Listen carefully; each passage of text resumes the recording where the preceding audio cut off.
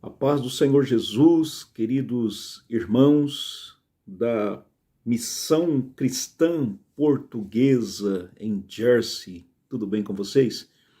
Uma alegria poder falar com vocês e poder nesse dia ministrar uma palavra de Deus ao coração de cada um de vocês, aos nossos corações. Mas antes da reflexão bíblica, eu quero agradecer a Deus por esta igreja, por cada um de vocês, pelo apoio que sempre tem dado aos projetos missionários na África.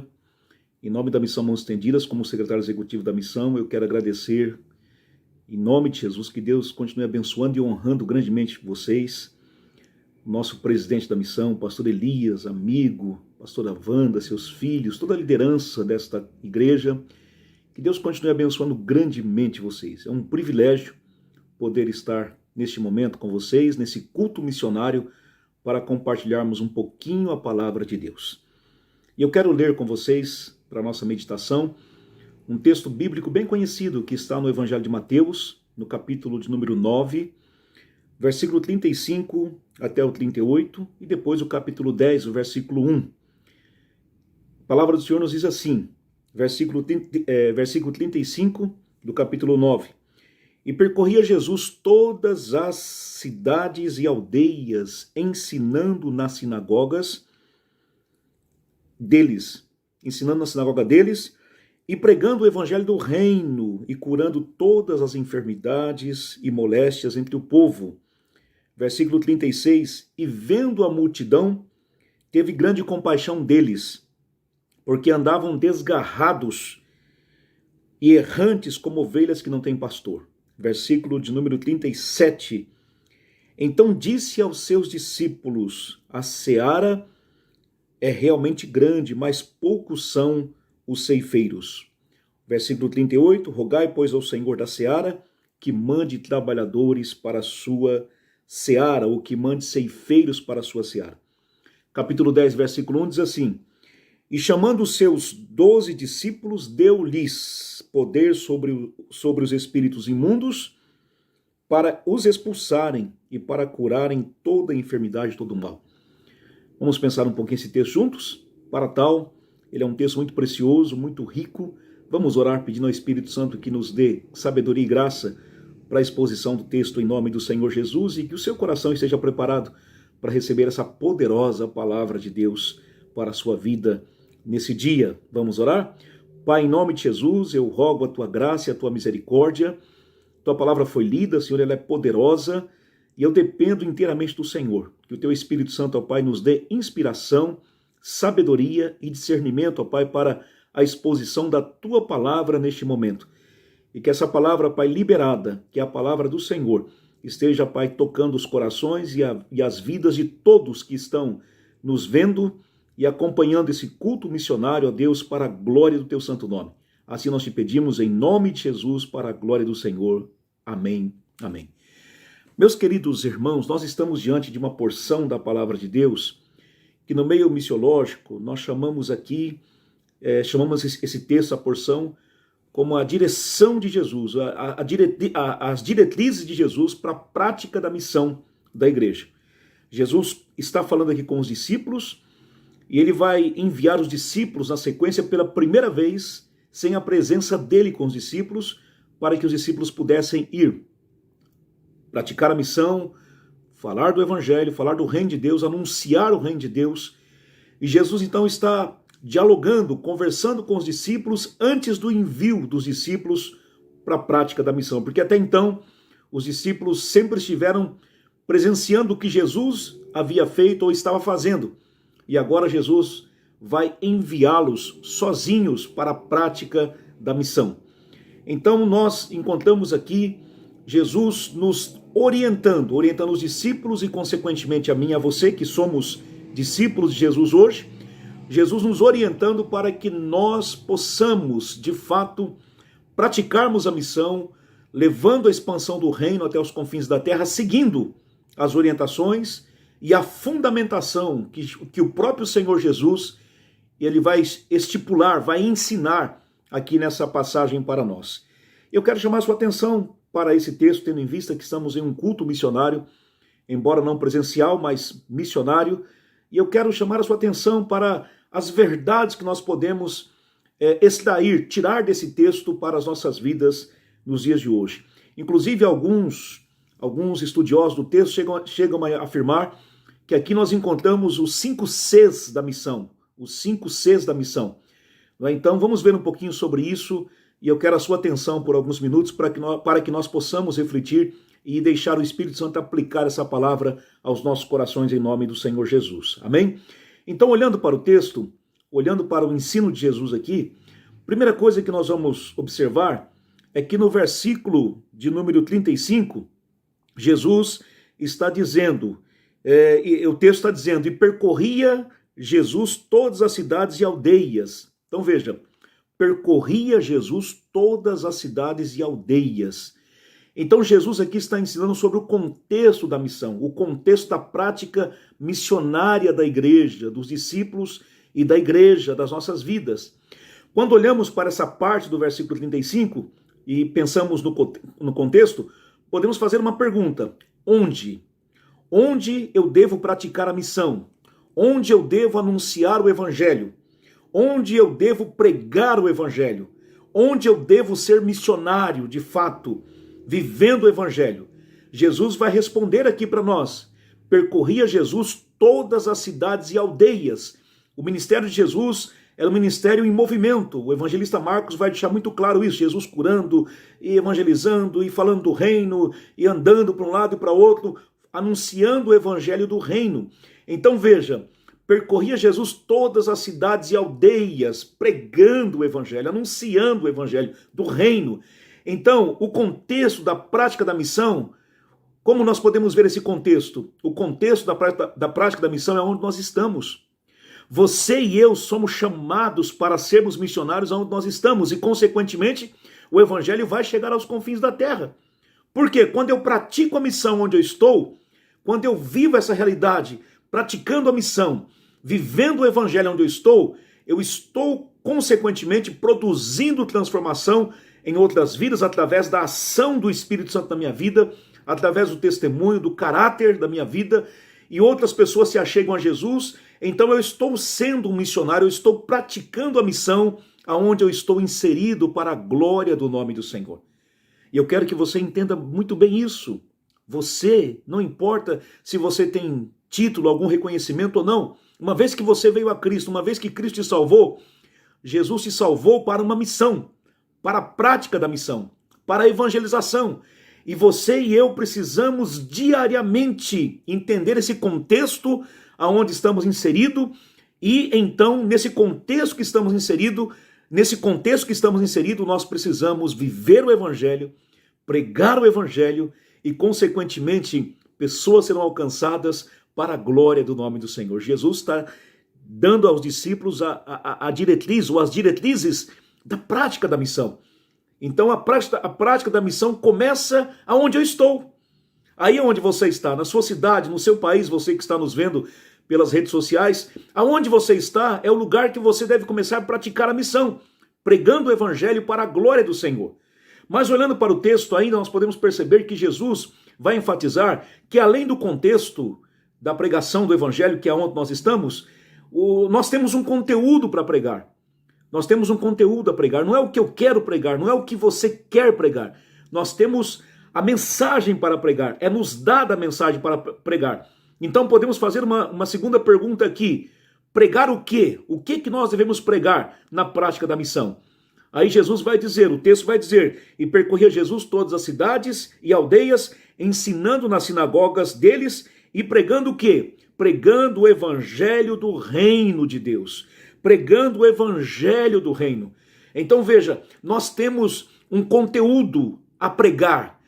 Nós vamos pregar o quê? O evangelho do reino de Deus. O apóstolo Paulo vai dizer lá em Romanos que o evangelho é o poder de Deus para a salvação de todos aqueles que creem. Primeiro os judeus, depois os gentios, os gregos gentios. Enfim, o evangelho é o poder para quê? Para a salvação. Anunciar o reino de Deus é anunciar a salvação. É anunciar aquilo que Jesus fez por nós. morrendo por nós na cruz, dando a vida por nós para nos resgatar e nos levar de volta a nos relacionarmos com Deus, com o Pai, a voltarmos a termos o direito de filhos pela adoção em Cristo Jesus. Então nós temos que pregar o Evangelho. O conteúdo é o Evangelho do reino de Deus, não é o que nós queremos. Devemos pregar o Evangelho do reino para a glória do Senhor. Pregue o Evangelho do reino.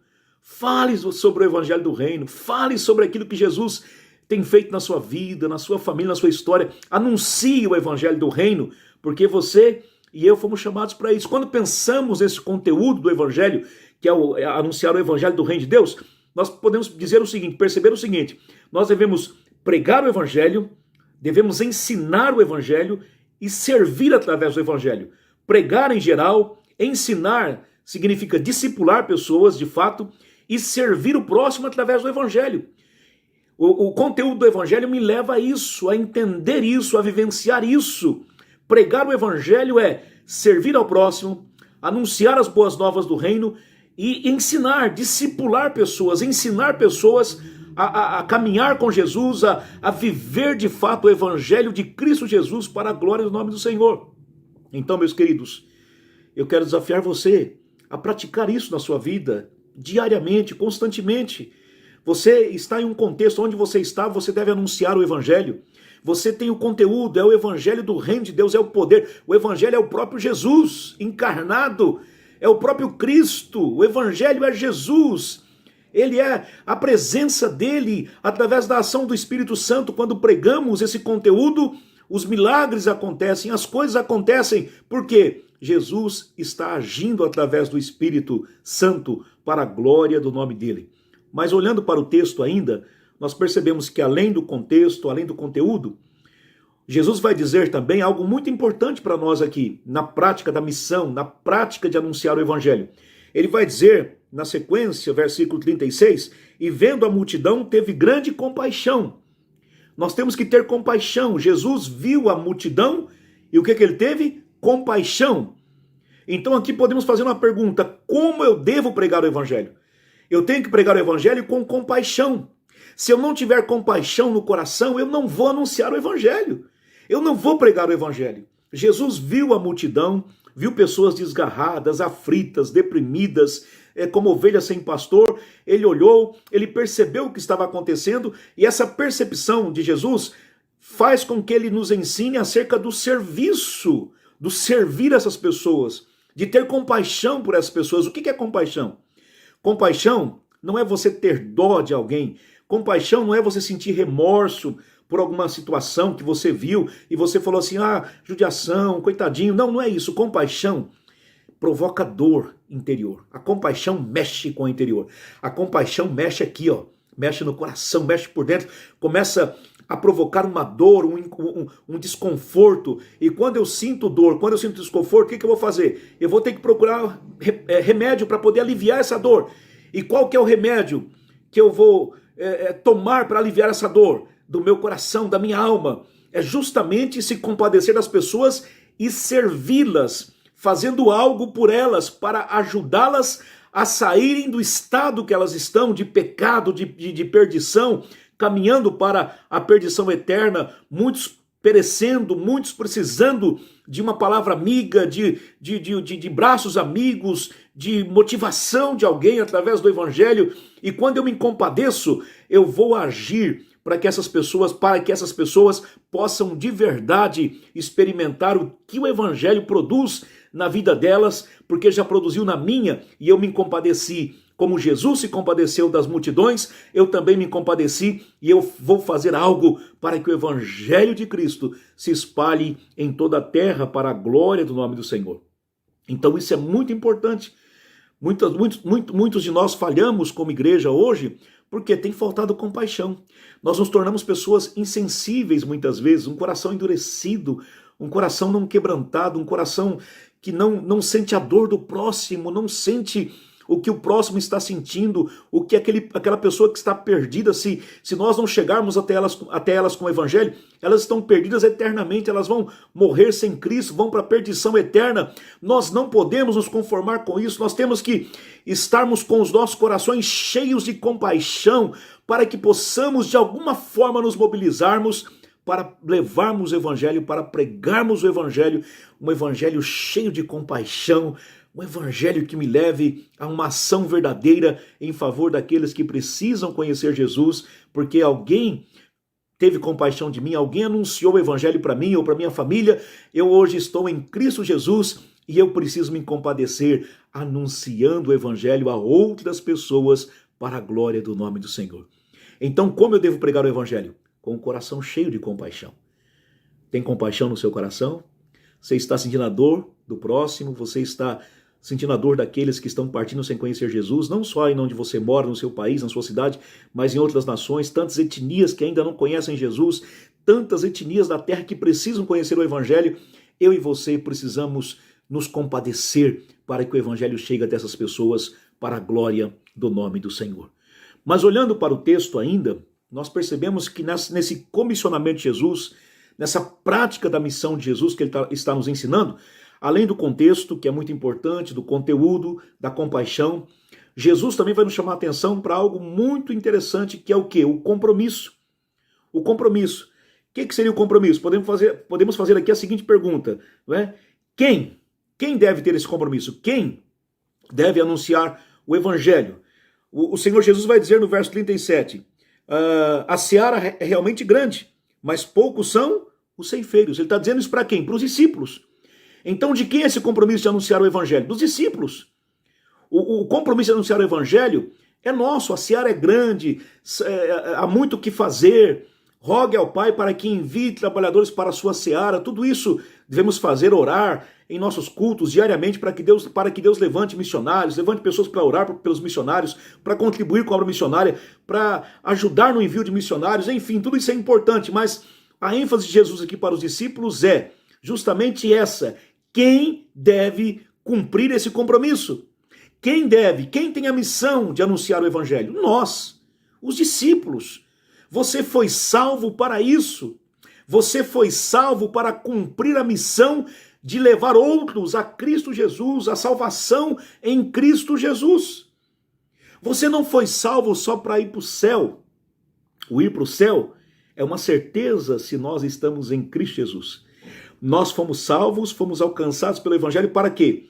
Para fazermos a diferença aqui, enquanto aqui estivermos nesse mundo. Para sermos sal e luz aqui.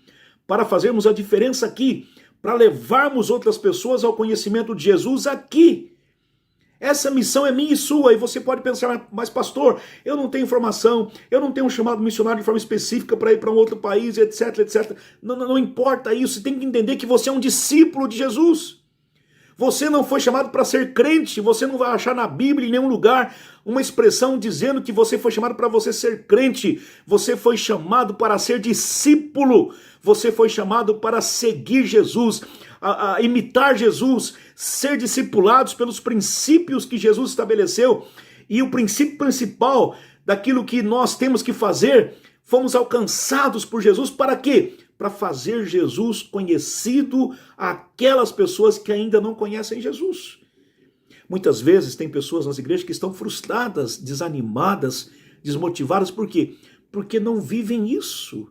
Você só quer que Jesus faça alguma coisa por você, mas você mesmo não está se envolvendo de forma direta em fazer aquilo para o qual você foi salvo. Você foi salvo para cumprir a missão, independente de títulos, independente de posição que você ocupe ou venha ocupar. A sua principal missão é levar pessoas a Jesus, é falar do amor de Deus, é anunciar o evangelho, é cumprir esse compromisso que Jesus nos deu de anunciarmos o evangelho, esse compromisso que ele deu aos discípulos no passado, lá há quase 2000 anos atrás aproximadamente, e nós hoje, discípulos de Jesus do terceiro milênio, nós precisamos darmos continuidade à propagação em nossa geração, à propagação do evangelho em nossa geração, para que possamos chegar aos confins da terra para a glória do nome do Senhor. Então o compromisso é seu, é meu, é nosso. Nós não podemos fugir. Não podemos dizer assim, é de fulano, ciclano, beltrano, é do pastor Elias, é do pastor Cláudio, é da missão Mãos Estendidas, é do missionário Saulo, e de outros missionários que vocês conheçam. Não, a missão é nossa, juntos nós temos que fazer. Esse é o compromisso nosso, de levarmos Jesus, fazer Jesus conhecido nas nações para a glória do nome do Senhor. Por último, Jesus vai enfatizar: o contexto é importante, o conteúdo é importante, a compaixão é fundamental, o compromisso é fundamental em minha vida e em sua vida, mas tem mais um ponto que eu quero abordar e que é de suma importância para a gente finalizar essa reflexão. Está no versículo 1 do capítulo 10 de Mateus. Jesus então agora chama, Jesus fala para os discípulos sobre o conteúdo, o contexto, o conteúdo, a compaixão e o compromisso, e agora Jesus vai falar da capacitação. Ele vai capacitar os discípulos para que eles fossem pregar o evangelho. Sozinhos agora, sem a presença de Jesus com eles, neste momento aqui especificamente. E o que Jesus vai dizer no capítulo 10, versículo 1? O texto vai dizer: e chamando os seus 12, Jesus chama os 12 discípulos, e o que ele faz? Deu-lhes poder sobre os espíritos imundos. Deu o quê? Poder sobre os espíritos imundos, para os expulsarem e para curarem toda a enfermidade e todo o mal. Então veja, agora Jesus vai dar o que? A capacitação aos discípulos. Então podemos fazer uma pergunta aqui: para que essa capacitação? Para que Jesus deu a capacitação aos discípulos e para que Jesus nos dá a capacitação, o poder, o Espírito Santo em nossas vidas? Para quê? Para cumprirmos a missão. Você não recebe a capacitação simplesmente para você ser mais espiritual do que o outro, para você ser mais santo do que o outro. Não, nada disso. Você recebeu o Espírito Santo, você é templo do Espírito Santo. O Espírito Santo habita a sua vida. Por quê?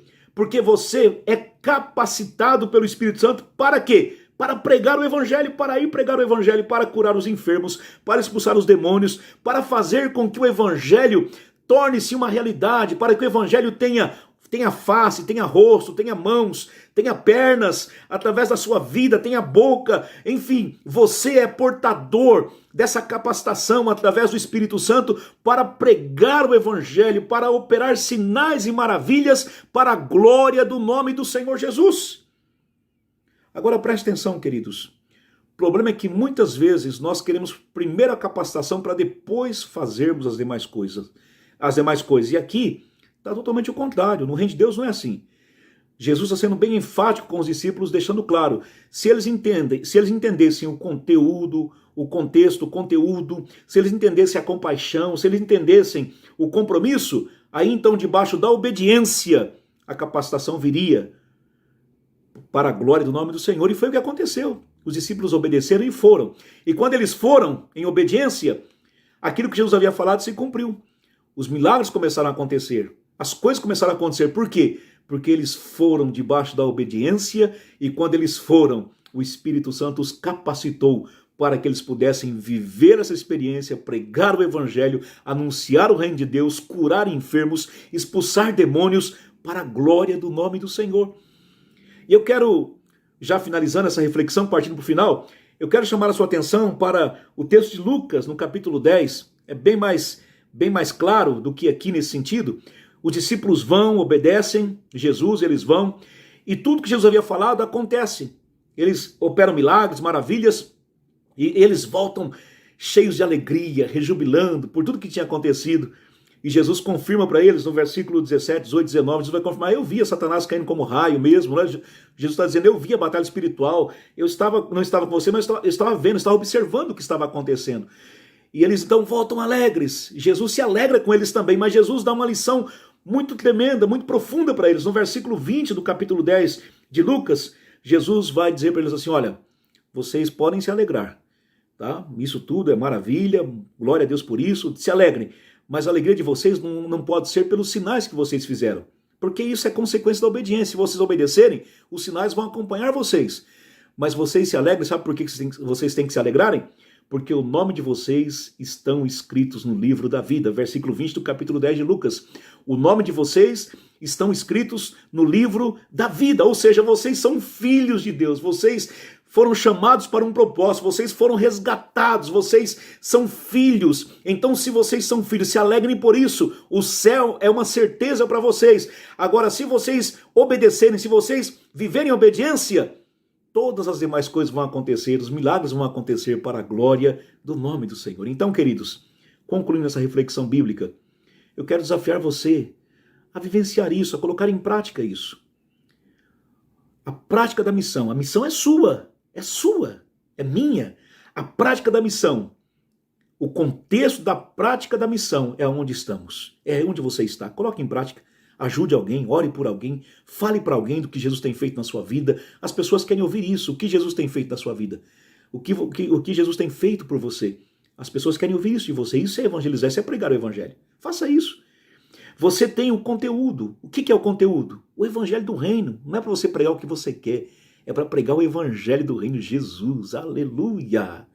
Jesus, aleluia, o nosso Redentor, o nosso Salvador, aquele que cura, que liberta, que salva e por misericórdia e ainda nos leva para o céu, aleluia, que maravilha, você tem um conteúdo para pregar, fale isso para as pessoas, conte disso para as pessoas o que você tem vivido para a glória do Senhor, mas você tem que ter compaixão, enche o seu coração de compaixão e faça a diferença para a glória do nome do Senhor, sinta a dor do próximo. Se preocupe com aquele que está perecendo sem conhecer Jesus, com aquele que está indo para o inferno sem conhecer Jesus, porque muitas vezes nós temos falhado na nossa missão. Temos falhado, precisamos refletir sobre isso. Tenha o compromisso, a seara é grande, mas você é um ceifeiro. Não fique parado, faça a sua parte. E então receba a capacitação, receba o Espírito Santo e faça a diferença para a glória do nome do Senhor Jesus. Que o Espírito Santo inquiete o seu coração, inquiete a sua vida e que você e eu possamos diariamente vivermos a prática dessa missão, seguindo aqui o que Jesus nos ensina e assim sendo, alcançaremos nações para o Senhor, alcançaremos muitas etnias para o Senhor, alcançaremos continentes para o Senhor, porque se nós obedecermos e vivenciarmos isso no contexto, vivenciando, pregando o conteúdo, tendo a compaixão, vivendo o compromisso e vivendo a capacitação que Deus nos dá para isso, pode ter certeza que o evangelho vai ser pregado e chegaremos aos confins da terra em nome do Senhor Jesus. Amém? Vamos orar? Pai, em nome do Senhor Jesus, abençoe, ó Deus, cada um dos meus queridos irmãos, ó Deus, que estão participando desse culto, Senhor, que ouviram a Tua palavra, e eu peço agora que o Teu Espírito Santo, ó Pai, trabalhe o coração e a mente deles de forma muito especial, trazendo avivamento ao coração, despertamento. Obrigado pelo que eles têm feito para o Teu reino, mas sabemos, ó Pai, que há muito mais para fazermos. Manifesta, Pai, a Tua graça, a Tua bondade, a Tua misericórdia. Ó Deus, que a igreja em Jersey seja cada dia mais capacitada pelo Teu Espírito Santo e que esses queridos irmãos avancem, ó Deus, cada vez mais em prol da expansão do Teu reino, ó Pai, para a glória do Teu santo nome. Abençoa a vida do pastor Elias, sua família, toda a liderança da igreja, todas as famílias. Se tiver alguém enfermo agora, Pai, opera a cura, o evangelho é poder para a cura. Opere agora a cura física, a cura emocional, ó Deus, trazendo vida espiritual para a glória e louvor do Teu santo nome. Senhor, em nome de Jesus, ó Pai, ó Deus, que sejamos cada dia mais despertados, animados, reavivados, para cumprirmos, ó Pai, a missão que o Senhor confiou a nós para a glória do Teu santo nome. Assim nós oramos, em nome de Jesus. Amém, amém. Amém, queridos? Um abraço do pastor Cláudio, obrigado, pastor Elias, obrigado a todos vocês pela paciência de nos ouvir. Que Deus abençoe grandemente, eu os amo em Cristo Jesus e vamos juntos aí, sempre, tá? Vivenciando essa prática missionária da igreja, dentro da visão de Jesus aqui em Mateus capítulo 9 e recebendo essa capacitação através do Espírito Santo para chegarmos aos confins da terra. Amém? Um abraço, Deus abençoe, fiquem todos na paz, em nome do Senhor Jesus.